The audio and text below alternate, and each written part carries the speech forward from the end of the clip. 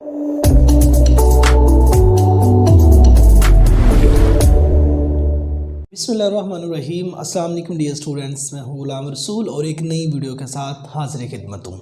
Dear students, हम आज की वीडियो में बात करेंगे BScs पर। आज की वीडियो में जो चंद अहम बातें आपके साथ शेयर की जाएंगी उसमें BScs क्या है, BScs का एलिजिबिलिटी क्राइटेरिया क्या है, BScs का दौरानिया कितना है और उसके बाद BScs का पब्लिक सेक्टर के यूनिवर्सिटीज़ में मेरिट कितना होता है और उसके बाद हम बात करेंगे BScs का प्राइवेट सेक्टर के यूनिवर्सिटीज़ में कितना मेरिट होता है।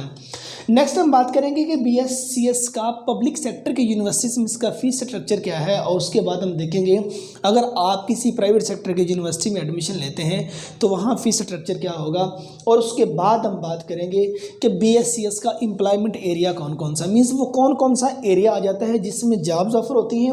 और उसके बाद हम बात करेंगे कि BScs कर लेने के बाद जिस किसी एरिया में जॉब्स ऑफर होती हैं वहाँ आपका डेजिग्नेशन क्या हो सकता है, आप किस किस टाइप्स की जॉब्स कर सकते हैं। और उसके बाद हम बात करेंगे कि BScs का पब्लिक सेक्टर में इसका सैलरी पैकेज क्या होगा और उसके बाद हम बात करेंगे कि BScs का प्राइवेट सेक्टर में सैलरी पैकेज क्या होगा। नेक्स्ट हम डिस्कस करेंगे कि वो पब्लिक सेक्टर की कौन कौन सी यूनिवर्सिटीज़ हैं जो उनसे BScs की डिग्री ऑफर कर रही हैं और उसके बाद हम डिस्कस करेंगे प्राइवेट सेक्टर की यूनिवर्सिटीज़ कौन कौन सी हैं जो BScs की डिग्री ऑफर कर रही हैं। और लास्ट नंबर पे हम डिस्कस करेंगे कि अगर आप BScs में एडमिशन ले रहे हैं तो आपके पास कौन कौन सी स्किल्स हैं, किन किन सब्जेक्ट्स में अगर आपका इंटरेस्ट है तो आप BScs में एडमिशन लें, अदरवाइज आप इधर एडमिशन ना लें। तो डियर स्टूडेंट्स, अगर हम बात करें BScs की, BScs means bachelor in science of computer science, मतलब या इसको मुख्तसर ये भी हम कह सकते हैं BS computer science. BS 4 years के प्रोग्राम को कहा जाता है तो जिसमें 8 सेमेस्टर होते हैं, हर सेमेस्टर का दौरानिया जो है वो 6 माह है। मीन्स BScs की बात करें, BS कंप्यूटर साइंस ये कंप्यूटर की डिग्री है कि जिसमें इस वक्त बहुत ज़्यादा तादाद के अंदर लोग इन हो रहे हैं और इस वक्त ये वाली जो डिग्री है ये एक ट्रेंडिंग डिग्रीज़ के अंदर शामिल है। Means top of the list अगर कंप्यूटर साइंस की डिग्री को देखा जाए तो उनमें आप ये बात ज़रूर मानेंगे कि BScs पहले नंबर पे आने वाली डिग्री है, मीन्स BS कंप्यूटर साइंस। अगर हम बात करें कि BS कंप्यूटर साइंस का एलिजिबिलिटी क्राइटेरिया क्या है, अगर आपने इस डिग्री में एडमिशन लेना है तो आपकी कितनी तालीम हो। डियर स्टूडेंट्स, आपने पहले नंबर पे तो BScs में वो लोग इन होते हैं जिन्होंने ICS किया होता है। अब ICS के मुख्तलिफ कॉम्बिनेशन है। डियर स्टूडेंट्स, वो स्टूडेंट्स जिन्होंने ICS में मैथ का सब्जेक्ट ज़रूर पढ़ा हुआ है वो एलिजिबल है BScs के लिए, नंबर 1। नंबर 2 पे आपने इंटरमीडिएट में आपने 12 क्लास से की, चाहे आपने FA किया है, FA के इलेक्टिव सब्जेक्ट्स में से आपने मैथ का सब्जेक्ट पढ़ा हुआ तो देन भी आप BScs के लिए एलिजिबल है। और तीसरे नंबर पे वो स्टूडेंट्स जिन्होंने FSc प्री इंजीनियरिंग की है वो भी एलिजिबल है। और रिसेंटली ये HEC की तरफ से नोटिफिकेशन भी मिल गया, FSc प्री मेडिकल वाले स्टूडेंट भी BScs कर सकते हैं। और ये कन्फर्म नहीं है कि तमाम के तमाम यूनिवर्सिटीज़ BScs में एडमिशन दे रही हैं FSc प्री मेडिकल वालों को, लेकिन चंद यूनिवर्सिटी एडमिशन दे रही हैं, लेकिन आप एलिजिबल हैं BScs के लिए। और ये एज सोन कि बहुत जल्दी मतलब कि जो बाकी यूनिवर्सिटीज़ हैं वो भी BScs में एडमिशन FSc प्री मेडिकल वालों को ऑफ़र कर देंगी। और अप्रोक्सीमेटली आप समझ लें, अप्रोक्सीमेटली यूनिवर्सिटी जो सी हैं वो BScs में एडमिशन ऑफ़र कर रही हैं उन स्टूडेंट्स को भी जिन्होंने FSc प्री मेडिकल किया हुआ है। और उसके बाद अगर बात करें BScs का दौरानिया, तो डियर स्टूडेंट्स, BScs 4 साल की डिग्री है, 8 सेमेस्टर होते हैं, हर सेमेस्टर का दौरानिया जो है वो 6 माह है। और उसके बाद बात आ जाती है मेरिट की। डियर स्टूडेंट्स, अगर पब्लिक सेक्टर के यूनिवर्सिटीज़ में देखा जाए, ये रिसेंटली कोविड-19 में जो स्टूडेंट्स के रिजल्ट आए हैं 1100 ओवर 1100 भी मार्क्स स्टूडेंट्स के आए हैं, ठीक है ना। याद रहे, पब्लिक सेक्टर की यूनिवर्सिटी जब भी मेरिट बनाती है तो उसमें आपके मैट्रिक के नंबर, आपके इंटरमीडिएट के नंबर प्लस एंट्री टेस्ट, तीनों की वेटेज को शामिल करके आपका मेरिट बनता है। और हर पब्लिक सेक्टर की यूनिवर्सिटी का merit top of the list सबसे ज़्यादा BScs का मेरिट हाई होता है। मेडिकल के बाद स्टूडेंट्स जब इधर इन होते हैं तो इसका मेरिट सबसे ज़्यादा होता है। अगर मैं बात करूँ minimum to maximum public sector की यूनिवर्सिटीज़, उसमें अगर आपने एडमिशन लेना है आपके मिनिमम डियर स्टूडेंट्स 70% तमाम वेटेज को शामिल करके आपके मैट्रिक है, इंटर है और उसके बाद जो यूनिवर्सिटी अपना एंट्री टेस्ट कंडक्ट करेगी, तीनों की वेटेज को शामिल करके मिनिमम आपके 70% और मैक्सिमम 90% अबव इनका मेरिट रहता है। अगर आप PUCIT की बात करें, उसकी टोटल जितनी लिस्टें में मॉर्निंग की लगती हैं, तमाम लिस्टों का 90% प्लस में मेरिट होता है और इवनिंग का भी 90% पे पहुँच जाता है। ठीक है, सो अब पब्लिक सेक्टर की यूनिवर्सिटी जब भी मेरिट बनाती है, एडिशन जब भी रिजल्ट किसी भी क्लास का आता है, तो उस वक्त रिजल्ट को मद्देनजर रखते हुए टॉप ऑफ द लिस्ट जो स्टूडेंट होते हैं वो इन डिग्रीज के लिए उठा लिए जाते हैं। मैंने आपको मिनिमम और मैक्सिमम का जो दौरानिया था, जो इसका था क्राइटेरिया बता दिया। मिनिमम आपके इतने हो, मैक्सिमम आपके इतने नंबर हो, मिनिमम 70%, मैक्सिमम 90% अबव पे। ठीक है, और वो गवर्नमेंट सेक्टर की चंद यूनिवर्सिटी जो न्यू एस्टेब्लिश हुई हैं उनमें मेरिट कम हो सकता है, लेकिन जो अगर आप पंजाब यूनिवर्सिटी की बात करें वहाँ भी मेरिट स्टूडेंट्स ज़्यादा होगा, आप GC की बात करें वहाँ भी मेरिट ज़्यादा होगा, और दीगर जो कायदे आज़म यूनिवर्सिटी की बात करें, दीगर जो गवर्नमेंट सेक्टर की यूनिवर्सिटीज़ हैं उनकी बात करें तो वहाँ ऑब्वियसली मेरिट ज़्यादा ही होता है। और अगर बात करते हैं किसी प्राइवेट सेक्टर की यूनिवर्सिटीज़ की, डिस्ट्रिक्ट प्राइवेट सेक्टर की यूनिवर्सिटीज़ में भी यूँ है HEC की तरफ से इनको चंद सीट्स एलोकेटेड होती हैं कि आपने जस्ट इतने स्टूडेंट रखने हैं। और प्राइवेट सेक्टर की यूनिवर्सिटीज़ फिर क्या काम करती हैं, टॉप ऑफ द लिस्ट जो स्टूडेंट होते हैं उनको एडमिशन मिल जाता है, बाज रह जाते हैं। लेकिन प्राइवेट सेक्टर की यूनिवर्सिटी में एडमिशन लेने के लिए आपके मिनिमम 50% नंबर हों तो आप एलिजिबल हैं, आपका एडमिशन वहाँ प्राइवेट सेक्टर की यूनिवर्सिटीज़ में हो जाएगा। अब हम बात करते हैं फ़ी पैकेज की। डियर स्टूडेंट, अगर आपको किसी गवर्नमेंट सेक्टर की यूनिवर्सिटीज़ में, किसी पब्लिक सेक्टर की यूनिवर्सिटी में आपका एडमिशन होता है तो वहाँ आपका मिनिमम 30,000 एक सेमेस्टर का और मैक्सिमम 50,000 एक सेमेस्टर का। अगर ओवरऑल की हम बात करें, मिनिमम 3 लाख और मैक्सिमम 5 लाख कंप्लीट डिग्री का आपका खर्च आ जाएगा फ़ी पैकेजेस के हवाले से। और इसके अल्टरनेट अगर आप किसी प्राइवेट सेक्टर की यूनिवर्सिटी में एडमिशन लेते हैं, मिनिमम डियर स्टूडेंट्स आपका 6 लाख और मैक्सिमम आप 10 लाख प्लस आपका खर्च आ जाएगा BScs करते हो। 10 लाख प्लस का मतलब ये भी है 15 लाख भी हो सकता है। अब बात आ जाती है एम्प्लॉयमेंट एरिया की। तो अगर आप BScs कर लेते हैं, BS कंप्यूटर साइंस की डिग्री हासिल कर लेते हैं, तो उसके बाद वो कौन कौन सा एरिया आ जाता है जिसके अंदर जॉब्स ऑफर होती हैं। डियर स्टूडेंट्स, सिंपल याद रहे, आपके पाकिस्तान में या पूरी की पूरी दुनिया में ऐसा कौन सा फील्ड है जिसमें कंप्यूटर इस्तेमाल नहीं किया जा रहा। अगर आप सोचें तो आपको हर फील्ड नज़र आएगा, चाहे कोई जनरल स्टोर है, चाहे कोई किराने की दुकान है जो एक बड़े लेवल पे है, हर जगह पे कंप्यूटर का इस्तेमाल किया जा रहा है।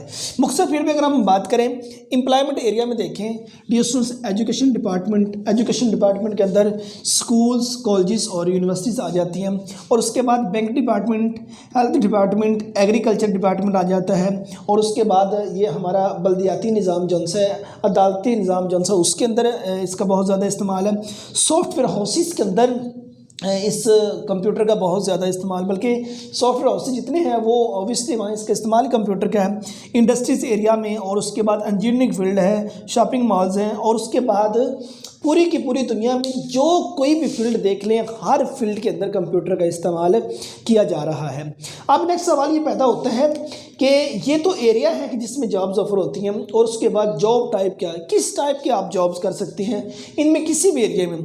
तो ये स्टूडेंट्स, आप बीइंग सॉफ्टवेयर डेवलपर काम कर सकते हैं, आप वेबसाइट डिज़ाइनर के तौर पर काम कर सकते हैं, कंप्यूटर लैब मैनेजर के तौर पर काम कर सकते हैं, आप नेटवर्किंग मैनेजमेंट के तौर पर काम कर सकते हैं, आप कंप्यूटर प्रोग्रामिंग लैंग्वेज डेवलपर के तौर पर काम कर सकते हैं, mobile developer to develop Android application, इस तौर पर आप काम कर सकते हैं। मीन्स जो हमारे पास एंड्रॉयड मोबाइल हम यूज़ कर रहे हैं उसके अंदर जितने ऐप इस्तेमाल होती हैं उनको डेवलप करना, उनको क्रिएट करना, और उसके बाद आप बीइंग नेटवर्क इंजीनियर काम कर सकते हैं, आप डेटाबेस एडमिनिस्ट्रेटर के तौर पर काम कर सकते हैं, नेटवर्क सिक्योरिटी एक्सपर्ट के तौर पर काम कर सकते हैं, और उसके बाद आप सोशल मीडिया मैनेजर के तौर पर काम कर सकते हैं, ग्राफिक डिज़ाइनर के तौर पर काम कर सकते हैं, किसी स्कूल में बीइंग टीचर काम कर सकते हैं, कॉलेज यूनिवर्सिटी में बीइंग लेक्चरर आप काम कर सकते हैं।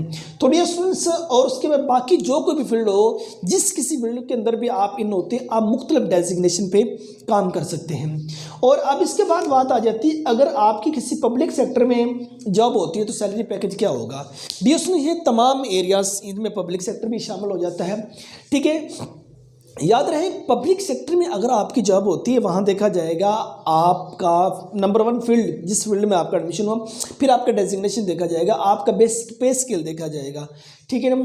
अब अगर हम बात करें बैंकिंग डिपार्टमेंट की बात करें, इसको अगर इसका कंपैरिजन करें टीचिंग के साथ, तो जाहिर सी बात है दोनों की सैलरीज में काफ़ी ज़्यादा डिफरेंस आ जाएगा, चाहे स्केल आपका सेम आ जाए, ठीक है। तो मुख्तलिफ स्केल आपके होंगे, आपके बेसिक पे स्केल पे आपकी सैलरी डिपेंड करती है।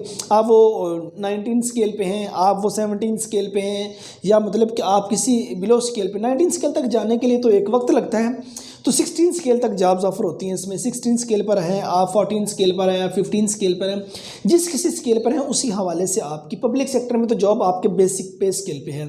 अगर मैं मिनिमम टू मैक्सिमम की बात करूं, मिनिमम आपको 30,000 आपका स्टार्टिंग पैकेज होगा, और मैक्सिमम की बात करूं तो 70-80,000 तक आपका ये स्टार्टिंग बेसिक पे स्केल होगा। ये एक आइडिया दिया आपको, रफ सा आइडिया है। अगर हम बात करते हैं किसी प्राइवेट सेक्टर की, तो डियर स्टूडेंट्स प्राइवेट सेक्टर में जिन स्टूडेंट्स की जॉब्स होती है, अप्रॉक्सीमेटली लोग BS कंप्यूटर साइंस की डिग्री हासिल कर लेने के बाद किसी सॉफ्टवेयर हाउसेस की तरफ जाते हैं, या वो ऑनलाइन अर्निंग करते हैं।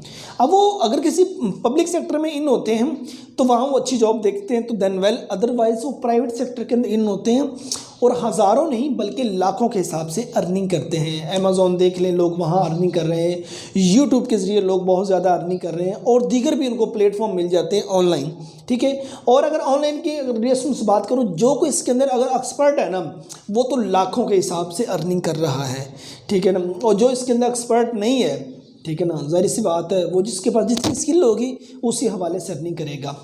और अब अगर हम बात करें पब्लिक सेक्टर की यूनिवर्सिटीज़, डियर स्टूडेंट्स जितनी भी यूनिवर्सिटीज़ आ जाती हैं गवर्नमेंट सेक्टर की, जितनी भी, हर यूनिवर्सिटी BSc की डिग्री ऑफर कर रही है। आप पंजाब यूनिवर्सिटी की बात कर रहे हैं, आप GC यूनिवर्सिटी की बात कर लें, आप एग्रीकल्चर यूनिवर्सिटी की बात कर लें, कैज़ाज़म यूनिवर्सिटी की बात कर लें, साहिवाल यूनिवर्सिटी की बात कर लें, UAS की बात कर लें, ओकाड़ा यूनिवर्सिटी की बात कर लें, और बाकी जितनी भी आपके इस पाकिस्तान में मौजूद यूनिवर्सिटीज़ है, कराची यूनिवर्सिटी, कराची के अंदर मुख्तलिफ पब्लिक सेक्टर की यूनिवर्सिटीज़ हैं, उनकी बात कर लें, तमाम के तमाम यूनिवर्सिटीज़ जो सी हैं वो BSc की डिग्री ऑफ़र कर रही हैं। और उसके बाद अगर प्राइवेट सेक्टर की यूनिवर्सिटी की आप स्टूडेंट्स बात करते हैं, तो प्राइवेट सेक्टर की यूनिवर्सिटीज़ में अप्रोक्सीमेटली यूनिवर्सिटी जो सी हैं वो बल्कि 99-100% प्राइवेट सेक्टर की यूनिवर्सिटी जो BSc की डिग्री ऑफ़र कर रही हैं। UCP ऑफ़र कर रही है, यूनिवर्सिटी ऑफ लाहौर ऑफ़र कर रही है, Minhaj university, Asia university, spirit university, और दीगर बड़े बड़े सिटीज़ के अंदर आप देख लें, Arifa international university, Faisalabad university, ठीक है ना, कराची यूनिवर्सिटी, और तमाम यूनिवर्सिटी जो सी हैं वो BSc की डिग्री ऑफ़र कर रही हैं,